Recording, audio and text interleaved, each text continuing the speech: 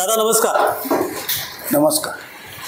तुम्ही आवाज लोकशाहीमध्ये आपलं मत व्यक्त करण्यासाठी मी विजय चव्हाण आपल्याशी बोलू इच्छितो. दौंड नगरपालिकेच्या निवडणुकीला सुरुवात झालेली आहे आणि पडगम चांगले वाजलेले आहेत. 10 तारखेपासून तुमच्याकडे अर्ज भरायला सुरुवात होणार आहे. बरोबर आहे. आणि दौंडची निवडणूक म्हटलं की विविध प्रश्नांनी आणि विविध टीकाटिप्पणींनी गाजणारी निवडणूक असते. इथुल्या 18 पगड जातीचं इथं असणारं वास्तव्य आणि इथुल्या अनेक सोयीसुविधांमध्ये कोंडलेलं दौंड आता निवडणुकीला सामोरे जात आहे.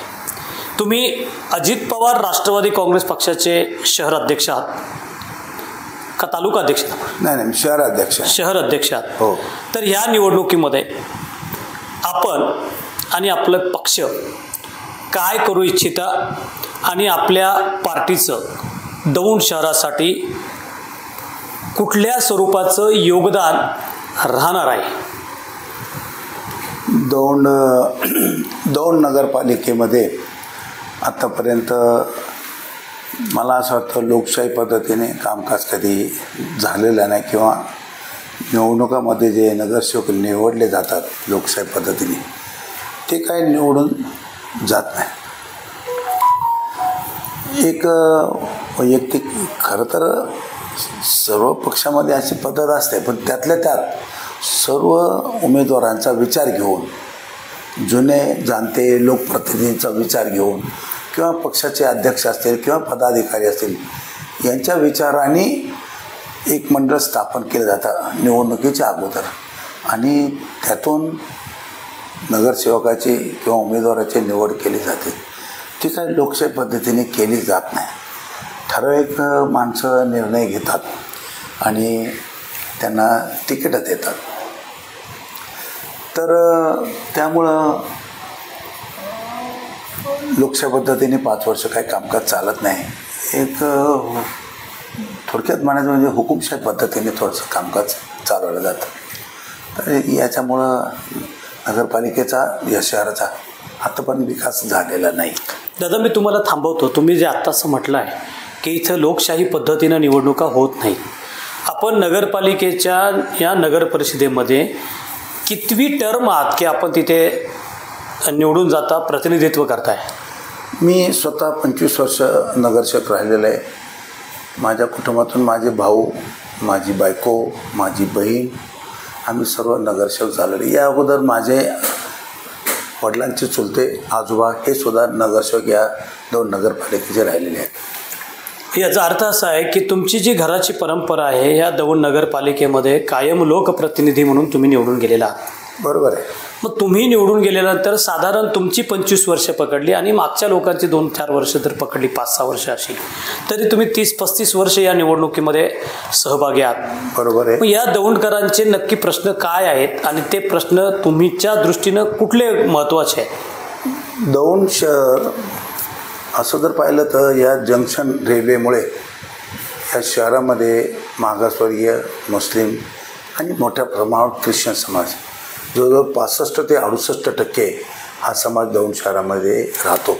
आणि हा समाज जवळजवळ या दौंडला रेल्वे असल्यामुळे, रेल्वेचं मोठं जंक्शन असल्यामुळं इथं ते स्थायिक झालेले लोक आहेत. आणि त्यामुळं जवळपास 4-5-6 वार्ड, त्या वार्डामध्ये मोठ्या प्रमाणावर मुस्लिम समाज, मोठ्या प्रमाणावर ख्रिश्चन समाज आणि मागासवर्गीय समाज. तुमच्या म्हणण्यानुसार इथे कॉस्मेटिक शहर आपण असं म्हणूया. बरोबर. सर्व जाती धर्म, बरोबर, रेल्वे प्रशासनामध्ये नोकरीच्या खातीर आलेले लोक आहेत. बरोबर, एकदम बरोबर, त्यांची ही वसाहत आहे. बरोबर. पण याचबरोबर या शहरामध्ये SRP ग्रुप, राज्य राखीव पोलीस बलाच्या 2 पलटण आहेत. बरोबर. ग्रुप 7 आणि ग्रुप 5 या नावानं त्यांना संबोधलं जातं. एका बाजूला जंक्शन रेल्वे स्टेशन, दुसऱ्या बाजूला राज्य राखीव पोलीस दलाचे 2 गट आणि तिसऱ्या बाजूला तुमच्याकडे भीमा नदी दुथडी वाहणारी. बरोबर. या मध्यावरती वसलेल्या या शहराची परिस्थिती आम्ही आमच्या दृष्टीनं, आमच्या नजरेत भरलेली म्हणून काही गोष्टी तुमच्यापुढं सांगतो. आपण त्याच्याविषयी बोलावं असं वाटतं. हे शहर जे आहे हे तालुक्याचं गाव असल्याकारणानं तालुक्यातील ग्रामीण जनता इथं विविध शासनाच्या कामासाठी येते. इथे तहसील कचेरी कार्यालय आहे, इथं जमीन मोजण्याचं मोठं ऑफिस आहे, इथंच विभागीय पोलीस अधिकाऱ्यांचं ऑफिस आहे आणि इथंच तसं पाहिलंच तर इरिगेशन डिपार्टमेंट असेल, प्रांत कार्यालय असेल, अशी विविध कार्यालय की जे खेडेगावाच्या लोकांसाठी महत्त्वाची आहेत. आणि हा सगळा खेडेगावाचा समूह ज्यावेळेस इकडे येतो दादा, त्या गावातल्या लोकांना इथं साधी लघवीची सुद्धा सोय नाही. मी स्वातंत्र्यानंतर आजपर्यंत याच गोष्टीवर निवडणुकीच्या संदर्भात अनेक लोक हे तुंतुनं वाजवतात. नक्की भानगड काय आहे? तुम्ही अनेक प्रश्न एकत्र केल्यामुळं या सगळ्या प्रश्नाचं उत्तर मी देऊ शकत नाही, पण काही प्रश्नाची उत्तरं मी तुम्हाला टप्प्याटप्प्याने या सर्व प्रश्नाची उत्तरं मी तुम्हाला देऊ इच्छितो. मुळात हे दौंड शहर, एका बाजूला भीमा नदीचं पात्र, पुन्हा मध्ये रेल्वे, पुन्हा रेल्वेचे हद्द, पुन्हा SRP, पुन्हा पुढे महाराष्ट्र राज्याचा हायवे रस्ता.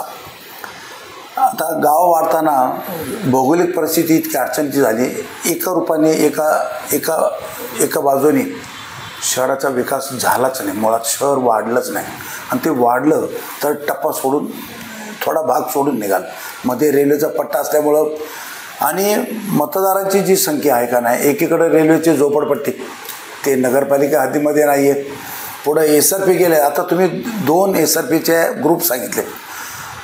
कोणतीही निवडणूक आत्तापर्यंत SRPचं 80%, 70%, 60% कधी मतदानच झालं नाही. 15-20%, 25%, फार तर 35 ते 38%, 38%च्या पर्यंतच या SRPच्या असणाऱ्या कामगारांचं किंवा अधिकाऱ्यांचं मतदान झाले. निवडणुका म्हणलं तर त्यांना बाहेरगावच्या ड्युट्या लागतात आणि मतदानाला मात्र कोणीच नसतं. त्यामुळे येणारं प्रेक्षकांनो, तुम्ही पाहता दादांनी जो प्रश्न उपस्थित केलेला आहे तो अतिशय महत्त्वाचा आहे. प्रशासनाला मतदान करणं, हा मतदानाचा हक्क बजावणं हे बंधनकारक असताना सुद्धा दौंडच्या SRP ग्रुप 7 आणि 5मध्ये मतदानाची टक्केवारी आत्ता गुरुमुखजी नारंगदादांनी सांगितलेली आहे. तर ही जी टक्केवारी आहे प्रशासनाला ही जागी करणारी टक्केवारी आहे. येणाऱ्या निवडणुकी काळामध्ये या प्रशासनानं आपलं मतदान 100% करावं असं आम्ही लोकशाहीच्या वतीनं तुम्हाला आव्हान करतो. जे कोणी अधिकारी हे पाहणार असतील त्या अधिकाऱ्यांना नम्र निवेदन करतो की मतदानाचा हक्क बजावण्यासाठी तुम्ही तुमच्या सेनेला, तुमच्या सैनिकांना, तुमच्या सेवकांना सक्ती करा. दादा, पुढे काय झालं सांगा. आपण SRPचा एक भाग सोडून बोललो. दोनचे ग्रुप आपल्या नगरपालिका हद्दीत आलेले. त्याबरोबर दौंड शहरापासून लागूनच रेल्वेचा हद्द आहे. मग तो पूर्वेकडचा भाग असून द्या किंवा पश्चिमेकडचा भाग असून द्या, दोन्हीकडे रेल्वेचे कामगार लोक राहतात. त्यांना नगरपालिकेच्या हद्दीमध्ये मतदान करायचा अधिकार नाही. आता नुकताच दौंड नगरपालिकेमध्ये इतका गोंधळ झाला की मतदार यादीमध्ये नॉन म्युनिसिपल भाग म्हणजे रेल्वे आणि शहर, आमचं मुळात शहराची रचनाच इतकी विचित्र आहे. एक तर गाव विकासाला जमीन कमी, जर जागा मिळाली किंवा वाढ होते जी शहराची त्याच्यामध्ये रेल्वेमध्ये आहे, काही भाग SRPचा भागमध्ये आहे, कुठं रेल्वेचं कामगाराचं निवासस्थान जे आहे ते नगरपालिकेचा संबंधच नाही. नगरपालिकेला त्यांच्यापासून उत्पन्न आहे, मात्र त्यांचं गटार, संडास, बाथरूम, ड्रेनेज हे मात्र सगळ्या दौंड शहरातून वापर आहे. त्याची साफसफाई करणे, त्याचं मेंटेनन्स करणे नावाला रेल्वेचे लोक करतात. पण तसं पाहिलं तर ही सगळी घाण सगळी वाहून जेवढं काय आहे, आज आपण पाहतो नगरपालिकेचं पाण्याची व्यवस्था आहे. कधी कधी शहराला आम्ही पाणी पुरवठा वेळेवर करू शकत नाही, पण मात्र रेल्वेच्या हद्दीमध्ये मग तो लोकप्रतिनिधीच्या माध्यमातून म्हणा किंवा आणखीन नगरसेवकाच्या शिफारशीने म्हणा, आज दौंड नगरपालिकेवर तो पाण्याचा तणाव, स्वच्छतेचा तणाव आणि शहराच्या जे काय दळणवळणाचा जे भाग आहे तो सगळा तणाव या दौंड नगरपालिकेवर येतो.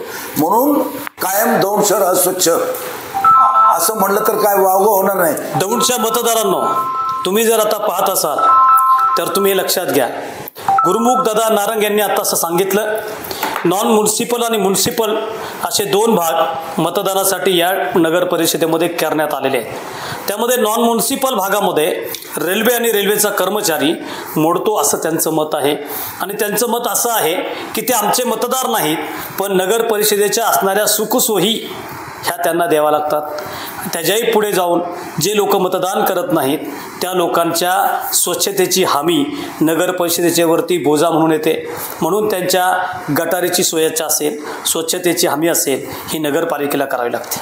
तर मित्रहो, नगर परिषदेला मतदार देणारा हा जो मतदार वंचित का ठेवला गेलेला आहे, त्याला नॉन म्युनिसिपल कुणी ठरवलं आहे, नॉन म्युनिसिपल मतदार म्हणून त्याला किती दिवसापासून सांभाळलं आहे, हा खरा गुंतागुंतीचा प्रश्न हा तुमचा आमचा नसून नगर परिषदेमध्ये जे कोणी मान्यवर जातात, जे प्रशासकीय अधिकारी येतात, ह्या सर्वांचा तिढा आहे आणि त्यांनी हा सोडवला पाहिजे. अनेक वर्षापासून ही अशी जर गुंतागुंतीचा एक भाग असेल तर या नगर परिषदेवरती नॉन म्युनिसिपल लोकांचा अतिरिक्त भार येणारच. पण मी या निमित्तानं गुरुमुख दादांना सांगू इच्छितो की तुमच्या नगर परिषदेचं पाणी सोनवडीकडे जातं, तुमच्या नगर परिषदेचं पाणी पोलीस प्रशिक्षण नानवीजकडे जातं. मग तुमच्या नगर परिषदेचं पाणी दौंडच्या तुमच्या भागातील दीनदलितांच्या काही भागात जात नाही. ज्यांना येतं त्यांना रात्री अपरात्री पाणी भरावं लागतं. ही गोष्ट खरी आहे का? मी आपल्या या चॅनेलला सांगू इच्छितो, लोकप्रतिनिधी म्हणजे काय, तुम्ही आणि आम्ही दोन्ही माणसं आहोत. तर नगरपालिकेच्या हद्दीतला असो, रेल्वेच्या हद्दीतला असो किंवा शहरालगतच्या असणारे ग्रामीण भागातील लोक असो, लोकांचा नगरसेवकाचा लोकप्रतिनिधीचा सर्वांचा संबंध, मग तो नातेवाईकाच्या स्वरूपात असू द्या, मतदाराच्या स्वरूपात असू द्या किंवा या शहराचा नागरिक असू द्या, त्यांना पाणी पाहिजे, त्यांची मागणी असेल. आम्ही तर सामाजिक जीवनामध्ये समाजकार्य म्हणून आपण या नगरपालिकेमध्ये नगरसेवक येऊ इच्छितो किंवा नगरसेवक म्हणून आहोत किंवा एखाद्या पक्षाचे राजकीय पक्षाचे सदस्य किंवा पदाधिकारी आहोत. एखाद्या नागरिकाला दुखणं आहे म्हणजे ते दवाखाना असू द्या, स्वच्छता असू द्या, पाण्याची सोय असू द्या किंवा आरोग्याची एखादी मागणी असू द्या, ती पूर्ण करायसाठी आम्ही कटिबद्ध आहोत. कारण आम्ही आमचं जीवनच त्याच्यासाठी व्यतीत केलेलं आहे, त्याचं अर्पण केलेलं आहे समाजकार्यासाठी. हे लोक आमच्याकडे येतात, पाणी मागतात. मग पाणी मागितल्यानंतर आम्ही म्हणतो चला इथून 200 फूट पाणी द्यायची, पाईपलाईन टाकायचं. द्या रे बाबा 200 फुटावर एक नळ देऊन टाका किंवा आमच्या बांधावर त्याला 2 नळ देऊन टाका आणि त्यांना पाणी कसं भरता येईल, त्या तिथल्या नागरिकांची सोय कशी होईल. आज आपण पाहतो रेल्वेची तर परिस्थिती इतकी भयानक आहे किंवा SRPची पण खूप मोठी भयानक परिस्थिती आहे. जे लोक गेले 50 वर्षामध्ये या रेल्वेतून रिटायर झाले, पूर्वीच्या काळी दौंड जंक्शन होतो, लोकोशेडचं मोठं एक आगर, इथे कोळशाचे इंजिन तयार होणे, दुरुस्त होणे, अनेक बाबी या रेल्वेचे इथं विभाग होते. त्याच्यामध्ये CNW असेल, लोकोशेड असेल. दादा आपला विषय भरकटत जातोय. नाही, आपण पाणी या सामाजिक गोष्टीसाठी आला असतो, पण मी आपला एक आठवण करून देतो. आपल्या धर्मसंस्कृतीमध्ये संतांनी गाढवाला सुद्धा पाणी पाजलेलं आहे. बरोबर आहे. आणि नामदेवांना गाढवाला पाणी पाजून सिद्ध करून दिलेलं आहे की ज्याचा जीव तळमळतो त्याला आपण पाणी पाजलं पाहिजे. तुमच्या नॉन म्युनिसिपल एरियामध्ये जी माणसं आहेत त्याला तुम्ही पाणी देताय, ही तुमची धन्यता आहे. पण त्यांना मतदानापासून वंचित का ठेवलं जात आहे, हा सुद्धा यक्ष प्रश्न तुमच्यासमोर उभा आहे. म्हणून नगरपालिकेची निवडणूक प्रक्रिया करताना ज्यावेळेस मतदार याद्या तयार केल्या जातात, वार्ड रचना तयार केली जाते, त्यावेळेस संबंधित नगरपालिकेचं प्रशासन यांना नॉन म्युनिसिपल कसं ठरवतं, हा खरा नक्की प्रश्न काय. खूपशा गोष्टी अशा आहेत की त्या नगरसेवकाच्या आधिपत्य किंवा अधिकारातच गोष्टी नाहीये. या शहराची हद्दवाढ करणे किंवा रेल्वेचा भाग दादा मी असंच म्हटलंय, नगरसेवकाचा विषय नाही, मी प्रशासनाबाबत बोललोय की कार्यकारी अधिकारी असतील, निवडणूक प्रशासनामध्ये जे काही निवडणूक अधिकारी म्हणून नेमणूक केलेली असेल, त्यांनी अनेक वर्षापासून या घडामोडीकडे दुर्लक्ष कसं केलं. आता तर खूप भयानक परिस्थिती आहे.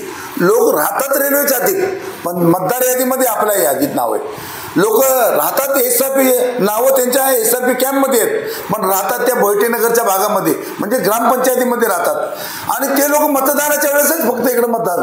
काही लोकांचं तर दुबार मतदान आहे. तिकडे पाहिलं तर ग्रामीण भागामध्ये आमदारकीला मतदान करतात, कधी नगरपालिका आले तर नगरपालिकेच्या सरकारचं याच्याकडे लक्षच नाही आहे. सरकारी अधिकाऱ्यांनी या लोकांवर बंधनं घातली पाहिजे कायद्याने की एक माणूस 2 ठिकाणी मतदान कसा करू शकतो. एक माणूस नगरपालिकेला मतदान करतो, जिल्हा परिषदला करतो, आमदारकीला तिकडे करतो, कधी शहरातून आलं तर शहरातून करतो. दादा मी असं म्हणेल की जर तुमच्या दृष्टीनं दुबार मतदार करणारी माणसं एका वेळेस 2 ठिकाणी करणारे, ज्याचं मतदान वेगळ्या ठिकाणी आहे तो वेगळ्या ठिकाणी जाऊन मतदान करतो, अशा स्वरूपाची जर इथं व्यूहरचना असेल तर या संदर्भामध्ये जागृती म्हणून तुम्ही समाजसेवक म्हणून आपण ह्याच्याबद्दल काय केलेला. आमचा दावा आहे. आता आम्ही एक 15 दिवस अगोदर ही मतदार यादी तयार होत असताना आम्ही खूप मोठं आंदोलन केलेलं आहे नगरपालिकेमध्ये. 2 राष्ट्रवादी काँग्रेस अजितदादा गटाच्या वतीने आणि 5-6 तासाचं धरणं धरलं की एका दिवसामध्येच जवळपास 5,000 लोकांची नावं या भागातून त्या भागात मर्ज करा, त्या विभागातून त्या भागात मर्ज करा, असं कितीतरी लोकप्रतिनिधींनी, कार्यकर्त्यांनी, नागरिकांनी मागणी केलेली आहे. अचानक एक रात्रीमध्ये कसं काय झालं समजलंच नाही की एवढे 5-5 हजार लोकांची नावं इकडून तिकडे टाकायची. खूप मोठं आंदोलन केलं. आदरणीय अजितदादा पवार साहेबांना आम्ही सगळ्या कार्यकर्त्यांनी मागणी केली की याच्यावर कायदेशीर कारवाई झाली पाहिजे. त्यांनी जिल्हाधिकारी यांना सूचना केल्या की याच्यावर ताबडतोब लक्ष देण्यात यावं आणि खूपसा लोंढा हा थांबवता आलेला आहे आम्हाला. जर हे थांबवलं नसतं त्यावेळेस तर नक्कीच एक 4-5 हजार लोकांची नावं या मतदार म्हणजे 2 नगरपालिका यादीमध्ये मतदार यादीमध्ये. तुम्ही ज्यावेळेस नगरपालिकेमध्ये आंदोलन केलेलं आहे आणि मतदारांच्या यादीच्या संदर्भात आवाज उठवला त्यावेळेस सन्माननीय त्यावेळेसचे नगर परिषदेचे जे मुख्य कार्यकारी अधिकारी आहेत किंवा निवडणूक अधिकारी आहेत यांचा सवाल काय होता, त्यांनी उत्तरं काय दिली. नाही, हा प्रश्न जो आहे ना हा आजचा प्रश्न नाहीये. गेले म्हणजे स्वातंत्र्य काळापासूनच हा प्रश्न आहे. रेल्वेची हद्द आणि नगरपालिकेची हद्द हे काय आता आम्हाला सांगताच येणार नाही की एक पाऊल नगरपालिका आहे का एक पाऊल रेल्वेची हद्द आहे. तुम्ही माझ्याबरोबर चला पाहिजे तर पाहायला की रस्त्याची दुफर आपण एका रस्त्याने जातो, रस्त्याचा इकडचा भाग रेल्वेचा आणि इकडचा भाग रेल्वेचा आणि मधनच रस्ता आहे आमच्या नगरपालिकेच्या हाती जायचं. मग आम्ही कुठून चाललो, नगरपालिकेच्या हातीतून चाललो का रेल्वेच्या हातीतून चाललो समजत नाही. 2 नगर कुरकुम मोरीपासून आपण वेगळ्या मार्गाकडे जातोय. आपला विषय तसा नाहीये. हा विषय असा होता की नगरपालिकेमध्ये दुबार मतदार करणारी माणसं आणि नॉन म्युन्सिपल आणि म्युन्सिपल हा विषय आपण अगोदर घेतला होता. त्याच्यानंतर नगरपालिकेमध्ये नुकतंच तुमचं आंदोलन झालं, आपण तिथं आलो होतो. आंदोलनानंतर तुम्हाला तिथं काय प्रचिती आली हा महत्त्वाचा प्रश्न आहे. त्या निवडणूक अधिकारी असेल ज्यांच्याकडून तुम्हाला जाणवलं रात्रीत मतदानाची हेराफेरी झालेली आहे, उलटाफलटी केलेली आहे, ह्याचं तिकडं नाव त्याचं इकडं नाव असं करण्यात आलेलं आहे, त्याविषयी तुम्ही आंदोलन केलं. मग त्याच्यानंतर तुम्हाला प्रशासनानं काय आश्वासित केलं, काय उत्तर दिलं हे मला अपेक्षित आहे. आपल्या लोकशाहीमध्ये तसा कायद्यात उल्लेखच नाही आहे की एखाद्या कार्यकर्त्याने एखाद्या मतदाराबद्दल ऑब्जेक्शन घेतल्यानंतर नगरपालिकेने किंवा त्या अधिकाऱ्याने त्याला उत्तर द्यावं असं कायद्यामध्येच कुठं नाही आहे. त्याला काय दुरुस्ती करायचं करून टाकतात की दुसऱ्याची मतदार यादी जाहीर करून टाकतात आणि एकदा मतदार यादी जाहीर झाली की पुन्हा ऑब्जेक्शन घ्यायला पुढे जागत नाही त्याला. काय मग तुम्हाला असं म्हणायचं लोकांसाठी चालवलेल्या या लोकराज्यामध्ये तुम्हाला कायदेशीररित्या कामकाज करण्यासाठी सध्या अडचण येते आहे. बरोबर. तुम्हाला या नगरपालिकेच्या कार्यप्रणालीवरती शंका आहे. ही कार्यप्रणाली आकस्मिक बदलली जाते, याला कोणीतरी दुवा देतंय किंवा ह्याच्यामध्ये कोण आका आहे का, असे प्रश्न तुमच्या डोक्यात आहेत का. हा जो प्रश्न आहे हा एका दिवसात सुटणार नाही. आपण आता जे भांडतोय आज किंवा बोलणं होते ते नगरपालिका निवडणुकापुरतं होते. खरं तर वरिष्ठ जे लोकप्रतिनिधी आहेत यानेच हा विषय तसाच लावला पाहिजे की मतदार यादीची पूर्ण तपासणी झाली पाहिजे संपूर्ण. आज आपण पाहतो की एक माणसाचं नवीन नोंदणी करण्यासाठी आपण अर्ज दिला की त्याच्यावरचा पत्ताच चुकीचा येतो. असं भाग क्रमांक 148 मधलं नाव आलं. वास्तविक एक नाव असतं तर त्याच्या खाली एका पानामध्ये 15 नावं असतात. 15 नावच येतात या भागातून त्या भागात. आम्हाला सुद्धा माणसं शोधता नाकात दम येतं कारण पत्ता एक असतो आणि माणूस दुसरीकडेच असतो. सध्या नगरपालिकेची निवडणूक प्रक्रिया आहे ती तुम्हाला शंकास्पद वाटते, ती धोकादायक आहे, ती इथून पुढच्या लोकांना त्रासदायक आहे असं तुमचं मत आहे. जे लोक इथले प्रस्थापित आहेत किंवा कायमस्वरूपी कार्यकर्ते म्हणून काम करतात तेवढे जर लोक सोडले तर आज तर सर्वसामान्य माणसाला माहीतच नाही. आमचे तर दरवेळेस असं समजा कमीत कमी 15 ते 20% मतदार सापडता नाकात दम येतं आणि सकाळ दिवसेंदिवस पहिले 40 दिवस निवडणुका अगोदर डिक्लेअर व्हायच्या, आता फक्त 10-15 दिवसावर होते. मग मतदार शोधायचं का मतदारांना जाऊन भेटायचं का आमचा पक्षाचा प्रचार करायचा का भेटीगाठी घ्यायच्या ह्याच्यातच वेळ जातो. हा दादा, तुम्हाला आता 25 दिवस शिल्लक राहिलेले आहेत आणि 25 दिवसामध्ये तुम्हाला तुमचं अर्ज भरणे, माघारी घेणे आणि प्रचार करणे इतनाच काळ कमी आहे. हो. पण मी असं तुम्हाला म्हणेन की दौंड नगरपालिकेच्या निवडणुकीच्या या प्रकरणामध्ये हा काय मोठा राजकीय हस्तक्षेप आहे का पूर्वीपासून एखादा कोणीतरी माणूस ह्याच्यावरती कमांड ठेवायचा प्रयत्न करतोय, इथुल्या मतदारांना कोण वेठीस धरतंय, अशा काय मनात शंका आहेत का? या सगळ्या गोष्टी म्हणण्यापेक्षा सरकारमध्येच मरगळ आहे. हे काय सर्व कार्यकर्त्यांचं थोडी काम आहे. एक तक्रार नोंदवू शकतो आम्ही, रोज उठून मतदार यादी दुरुस्त करा, हे काही काम आहे का? सरकारचं काम नाही का? जे लाखो रुपये पगार घेऊन लोक नेमलेले त्याच्यावर ते काहीच काम करत नाही. मला निवडणुकीचा विषय आपण बाजूला ठेवून घेऊ. गेले अनेक वर्षापासून या दौंड शहरामधल्या विकासाबाबत आपलं काय मत आहे? या दौंड तालुक्यातला पूर्णत्वाचा विकास झालेला आहे का? नाही. झालेला विकास नसेल तर विकास नाहीये. कारण मी तसं म्हणतो, कार्यकर्ता किंवा मतदार जो चांगला म्हणजे योग्य मतदार निवडून जातच नाही. इथं ठराविक लोक निवडले जातात. कसे निवडून जातात काय एक रहस्यच आहे दौंड शहरात. दादा, एक महत्त्वाचा प्रश्न तुम्हाला मी सांगतो. डोंबिवली महानगरपालिकेतून 1.5 लाख रुपयाची लाच स्वीकारल्याच्या एका प्रकरणामध्ये दोष असलेला एक कार्यकारी अधिकारी म्हणून तुमच्याकडे नियुक्त झालेला आहे. हो. आणि 2 दिवसापूर्वी तुमच्याकडे टेंडर वाढ करावी म्हणून काही स्वरूपाची लाच मागितली म्हणून 2 जणांवरती गुन्हा दाखल झालेला आहे. तुमच्या नगर परिषदेमध्ये कामकाज नक्की चालतंय काय? आता गेली 10 वर्ष मी काय दौंड नगरपालिकेचा नगरसेवक नाही, पण या शहराचा नागरिक आहे. मी शहराचा नागरिक नाही, तुम्ही एका पक्षाचे अध्यक्ष आहात. एक पक्षाचा मी जबाबदार पदाधिकारी. करेक्ट. हा, हे मी मान्य करतो की मी या पक्षाचा जबाबदार पदाधिकारी, याला तुम्हाला पूरक उत्तर दिलं पाहिजे. विकासाच्या बाबतीत जर सांगितलं का नाही तर राजकीय जे दोरीकरण आहे आपल्या तालुक्यामध्ये, जिल्ह्यामध्ये, राज्यामध्ये, ते जर पाहिलं तर सर्व पक्षाचे 4 तुकडे झालेले आहेत. आणि कोणाचं मतदार यादी दुरुस्त करणे, गावाचा विकास करणे, ह्याच्यापेक्षा इकडचा उमेदवार तिकडे कसा ओढून नेणे आपला पक्ष. शेवटचा एक प्रश्न विचारतो दादा. विचारा. दौंड शहरामध्ये 2 शाळा आहेत. हो आहे. एक शाळा पूर्वेला आहे आणि एक शाळा पश्चिमेला आहे. बरोबर आहे. पूर्वेच्या शाळेत एका शाळेत पक्षाचा पदाधिकारी बसतो आणि पश्चिमेच्या शाळेत सुद्धा एक पदाधिकारी बसतो. बरोबर आहे. दोन्ही पदाधिकाऱ्यांच्या शाळांच्या मध्ये शहराच्या राजकारणाची नगर परिषद आहे. मग मला सांगा, या शाळेतून बऱ्यापैकी राजकारणाचे ध्येय धोरणं सुटतात का आखाडे रंगतात? हा प्रश्न नागरिकांमध्ये निस्ता शहरापुरता मर्यादित नसून तो ग्रामीणच्या जनतेच्या चर्चेत आहे. तर याबद्दल आपलं मत काय? नाही, आपण काय प्रमाण म्हणतात ते बरोबर आहे, मी मान्य करतो. पण असं पण नाही आहे की सर्वच संस्थांमधून असा चुकीचा प्रचार होतो किंवा चुकीचं काम होतं.